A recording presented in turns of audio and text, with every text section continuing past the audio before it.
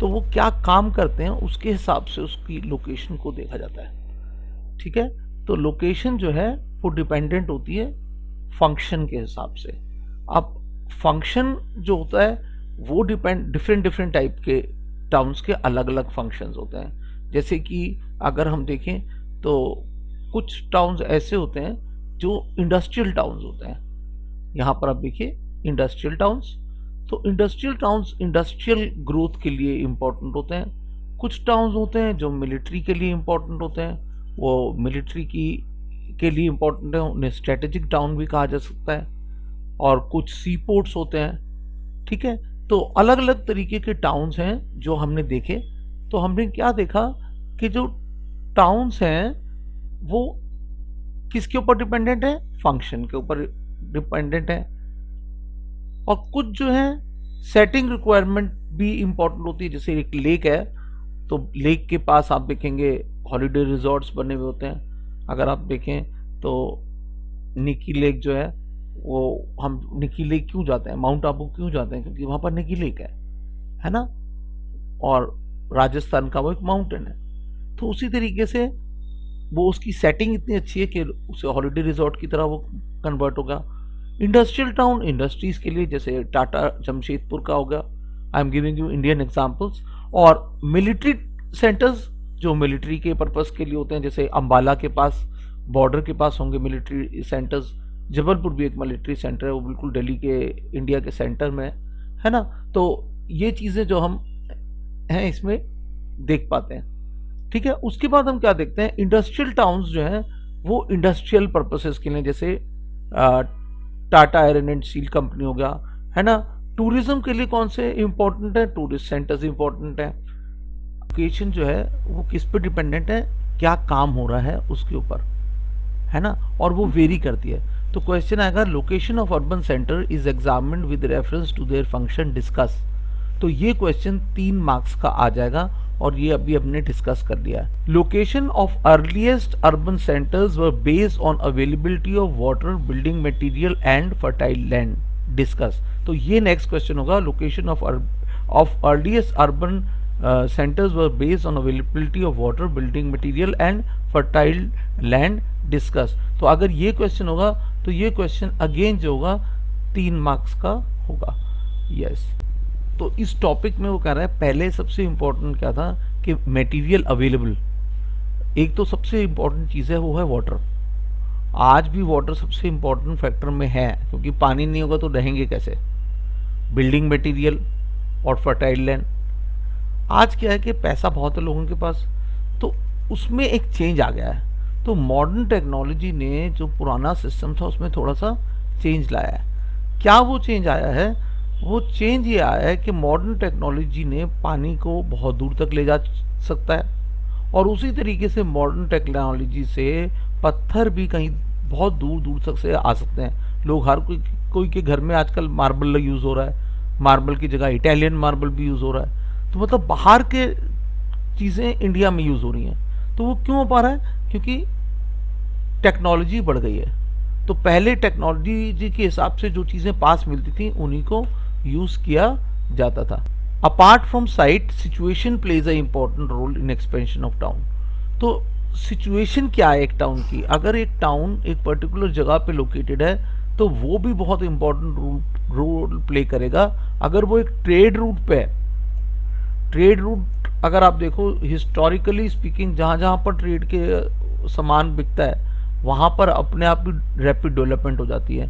और अगर आप देखो एक एरिया जहाँ पर आपके लिए नेविगेशन शिप यार्ड है, या विशाखापट्टनम है, या बॉम्बे है, या चेन्नई है जहाँ पर पोर्ट है, तो पोर्ट के आसपास भी बहुत ज़्यादा डेवलपमेंट होगी। तो इस टॉपिक ये किस चीज़ को समझा रहा है, ये समझा रहा है अपार्ट फ्रॉम साइट।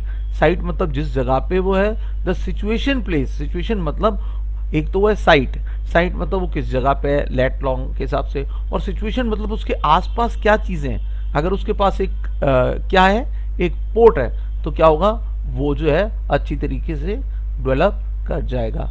तो हम क्या देखते हैं कि लोकेशन ऑफ टाउन सबसे पहले जो सबसे इंपॉर्टेंट रोल है वो है उसका फंक्शन के हिसाब से, जो हम पहले पैराग्राफ में पढ़ा। फिर हमने देखा अवेलेबिलिटी ऑफ वाटर के हिसाब से, बिल्डिंग मटेरियल के हिसाब से एंड फर्टिलिटी के हिसाब से। फिर हमने देखा सिचुएशन के हिसाब से, अगर हम देखें तो साइट एंड सिचुएशन दोनों इंपॉर्टेंट रोल प्ले करती हैं। अपार्ट फ्रॉम साइट मतलब साइट तो इंपॉर्टेंट होती है, मगर कई बार सिचुएशन भी बहुत इंपॉर्टेंट होती है। फिर उसने टाउन्स के बारे में बताया जो किसके हिसाब से डिसाइड किए गए थे, वो डिसाइड किए गए थे उनके इम्पोर्टेंट कनेक्शन से। कनेक्शन क्या था, ट्रेड रूट हो सकता था, है ना, या हमने इसका एग्जांपल दिया था पोर्ट से। तो अब तो फंक्शंस के हिसाब से हम देखते हैं जो पुराने टाउन्स होते थे वो कैसे होते थे।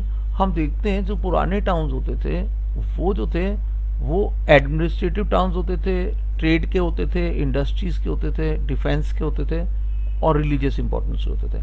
अब नए फंक्शंस क्या हैं, नए फंक्शंस हैं कि भाई रिक्रिएशन के लिए भी टाउन चाहिए, रेजिडेंशियल पर्पसेस के लिए भी टाउन चाहिए, हैं ट्रांसपोर्ट के लिए माइनिंग टाउन जैसे आगरा का टाउन है, मैन्युफैक्चरिंग का जैसे टिस्को है, Tata iron and steel company, वो भी एक मैन्युफैक्चरिंग टाउन है।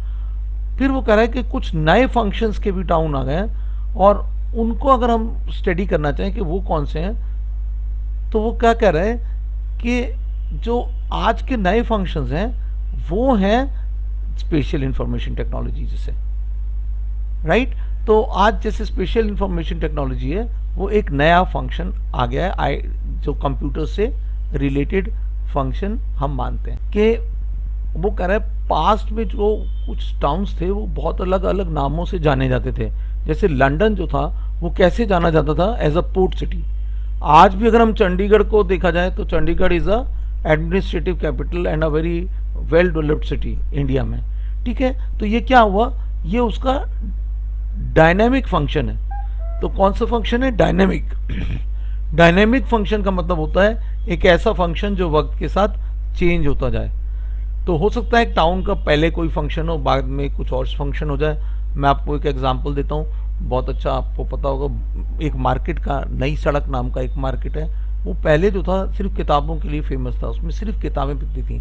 आज वहाँ पर सिर्फ 5 किताबों की दुकानें, और नाम फेमस तो किताबों के लिए आज भी है, मगर और जगहों पे कपड़े वगैरह की दुकानें पहुँच गई हैं। तो वक्त के साथ एक टाउन जो है उसकी नेम जो है वो चेंज हो जाता है। तो मैंने आपको टाउन की जगह एक सड़क के हिसाब से जो आप जानते हैं, I have tried to explain this to you, thank you. हाँ, तो एडमिनिस्ट्रेटिव टाउन्स के क्या कैरेक्टर हैं। सबसे पहले उसने कहा नेशनल कैपिटल।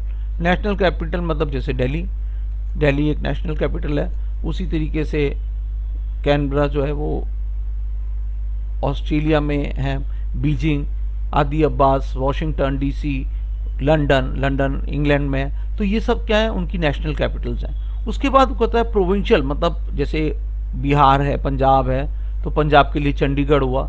तो उसी तरीके से चेन्नई जो है वो तमिलनाडु के लिए इम्पोर्टेंट है। तो ये जो सारे के सारे फंक्शन, ये जो पर्टिकुलर एक्सप्लेनेशन है ये किसके हिसाब से चल रहा है, एडमिनिस्ट्रेटिव टाउन। तो टाउन्स को के लिए एक बहुत अच्छा तरीका याद करने का, और जो यहाँ पर आप देखो CAT, हम यहाँ पर एक वर्ड लिख लेते हैं और जो वर्ड होगा वो है CAT। तो अगर एक क्वेश्चन आया what are the different types of towns on the basis of function, तो हम क्या कहेंगे जी, एडमिनिस्ट्रेटिव टाउन्स हो सकते हैं, ट्रेडिंग टाउन्स हो सकते हैं जो बिजनेस के लिए होते हैं, और ट्रेडिंग टाउन्स के साथ अगर हम देखें तो ट्रेडिंग टाउन्स का एग्जांपल हो गया फ्रैंकफर्ट एंड एम्स्टर्डम। और उसके बाद हम क्या देखते हैं कि कल्चरल टाउन्स रिलीजियस टाउन्स हो गए, जैसे जेरूशलम क्रिश्चियंस के लिए, मक्का मुस्लिम्स के लिए, जगन्नाथपुरी एंड वाराणसी हिंदूज के लिए। तो ये क्या हो गए, ये रिलीजियस टाउन्स हो गए, है ना। उसी हिसाब से उसने कहा कि तो ये तो आपका होगा CAT, मतलब cultural town, administrative towns and trading towns. M से हमने कौन सा टाउन देखा, M से हमने देखा माइनिंग टाउन्स। उसके बाद हमने क्या देखा, इंडस्ट्रियल टाउन्स, MIT, तो ये आपका इंडस्ट्रियल टाउन हो गया। T मतलब ट्रांसपोर्ट टाउन, यहाँ पर T से आपको दिखाएगा ट्रांसपोर्ट टाउन। तो कैट MIT से भी आप इसे याद कर सकते हैं, और इसके लिए आप कोई और वर्ड भी बना सकते हैं, कैट MIG, जी करेंगे तो जी से कोई टाउन है मगर वो यहाँ नहीं दिख रहा, तो MIT ही सही रहेगा। कैट MIT से आपके 1 2 3 4 5 6 टाउन्स हो जाएंगे, और पेपर में आपको आने 5 एग्जाम्पल जरूर देना है if you want full marks in this particular question.